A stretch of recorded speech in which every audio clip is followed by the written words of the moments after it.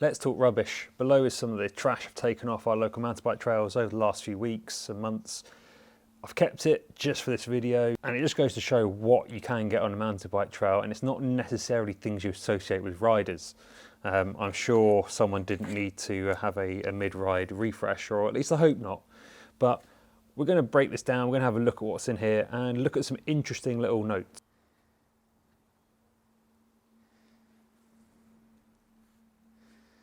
So here we have it. This is 5 trail cleans worth of stuff, and stuff is probably the best way to say it. There's all manner of different things that you find on the side of a trail. Now let's get this one out of the way. Start off with the red tape. The red tape is used by us, the trail builders, so Woburn Bike Trails. We use it to mark new trails, to help close off trails. It has many uses, however we are aware obviously it's a plastic, and our main concern is getting it off the trail before it breaks down, which, as we've seen, normally takes about 2 years. So normally it's way off the trail, but there are different alternatives and it's stuff we're looking into, and it's kind of a necessary evil. It's not perfect, and hopefully we'll come up with a better solution in the meantime. However, let's focus on the rubbish. Now there's a real variety of rubbish here. The classics, Longlsade bottles.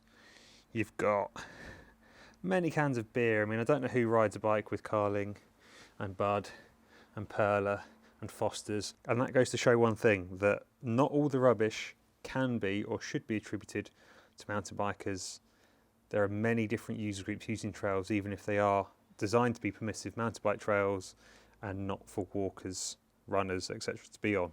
One thing you'll find in many of these piles is reflectors. Now these reflectors pop out of your pedals. These are sold with a bike, or more basic pedals I should say. They are a requirement of the highway code, however obviously a lot of the performance pedals do not have them, and all of these just simply ping out. Should we be talking to pedal manufacturers to actually make them into the pedal body and not make them effectively a throwaway redundant feature? Because here we have about 10. Now we've only got a small mountain bike trail, but if we multiply that, there's going to be a lot more of them around the country. For those who like to keep clean, yep, a midway cleanup. I'm not sure why anyone would need that. And then obviously we go to things like energy gels. Now, energy gels, loathe them, love them, it doesn't matter. You should put it in your pack, in your pocket. You should pack it in and pack it out. There's no excuse for throwing this down. Now, someone's had a bad day. This is a Garmin silicone case. So did they crash? Did they lose the Garmin? I don't know. We couldn't find the Garmin, but we found this sat right beside the trail. Now I should say, when it comes to things like beer bottles and cans, these are generally hidden. So they're normally 10 foot to the right or left of the main trail.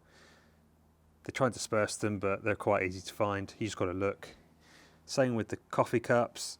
There's lots of coffee cups,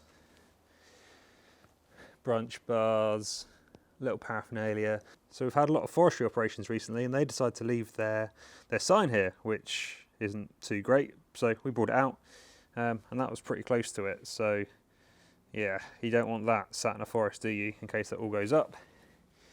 Then got gel ends. Don't be a gel end. You're going to have a gel, take it back with you, pack it in, pack it out.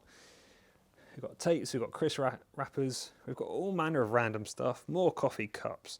I mean, thankfully from up here it becomes more apparent, very easy to spot what we've got going on here. It's kind of got a reoccurring theme. We've even got some tops that we managed to find, some cutlery, protein bars, because, you know, that mid-session stretch, and when that guy's got too big, he's had to get a new shirt clearly because there's a hanger for something, or part of a hanger. And yeah, this isn't great. You know, the whole of this, you know, I'm walking in the middle of it now to give you a bit of a scale. There's a fair amount of rubbish. Now, other than it breaking down, or should we say not breaking down into the ecosystem, just sitting there for up to thousands of years, the other thing we don't want to see is animals getting involved. So let me just refocus this. So this is a gel wrapper. We all know what they look like. It's even got the lid on, which is something amazing. However, as you can see, there are teeth marks all over it. So one or several animals in biting into this, trying to get hold of that fructose and glucose internal goo. But in the process, they're ingesting plastic, and that is why, other than things just not breaking down, we do not want these things left in the wild, because they just do damage to the entire ecosystem and food chain. So there you have it. There's a snapshot of some of the rubbish we've pulled off the trails locally to us in recent weeks. Now, thankfully, it could be a lot worse, but clearly it could be a lot better. Let me know what you find on your local trails, and if you haven't heard of Trash Free Trails, make sure you check us out, see how you can get involved in protecting the places you love.